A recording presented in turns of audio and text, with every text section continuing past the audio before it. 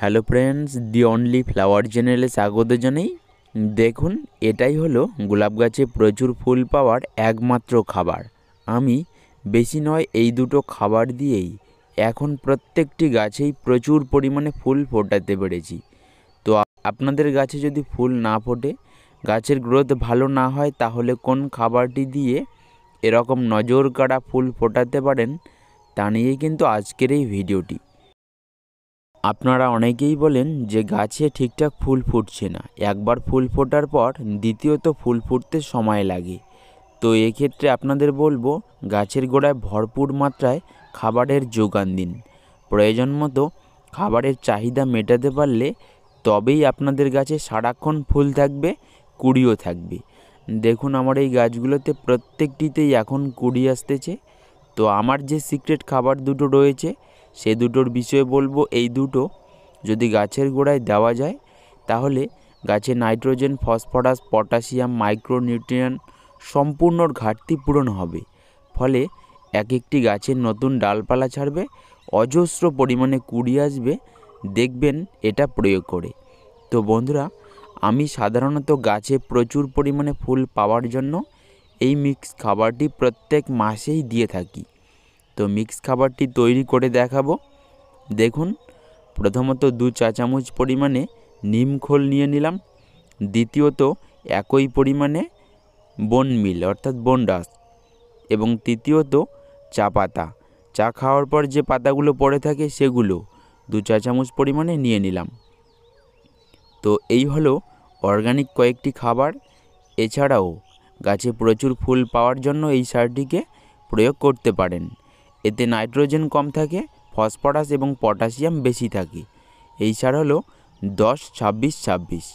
বন্ধুরা, গাছে প্রচুর ফুল ফোটানোর জন্য এই সারও ব্যবহার করতে হবে আমাদেরকে। তো এই খাবারটি কখন দেবেন, একটি সময়সীমা ধরে রাখুন।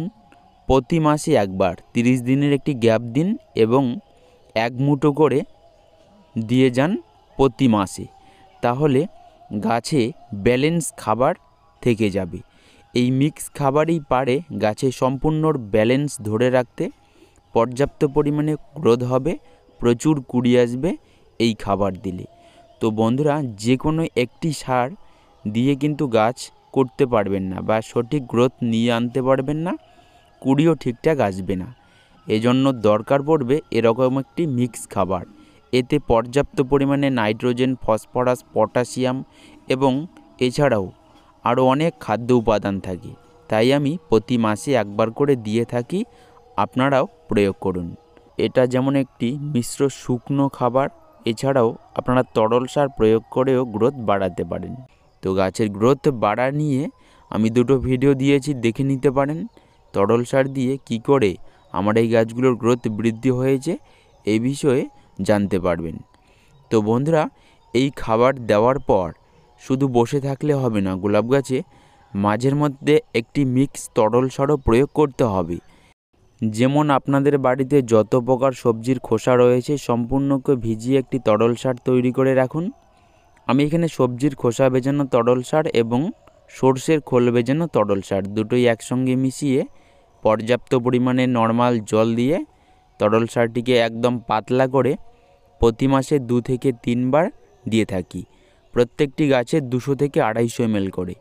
তো বন্ধুরা, মিক্স খাবারের পাশাপাশি এরকম একটি তরল মিক্স খাবারও প্রতি মাসে 2 থেকে 3 বার গাছে দিয়ে যান। তো আপনারা বলেন না যে একবার ফুল ফোটার পর গাছে দীর্ঘ সময় লাগে কুড়ি আসতে, সেটা আর হবে না। সবসময় নতুন ডালপালা থাকবে, গ্রোথ কমবে না, ফুল এবং কুড়ি দুটোই আপনাদের গাছে সারাক্ষণ থাকবে। তো এই হলো আমার গুরুত্বপূর্ণ টিপস। এই খাবার গোলাপ গাছের জন্য সেরা খাবার, প্রচুর ফুল দেয়। দেখুন এর রেজাল্ট। ধন্যবাদ।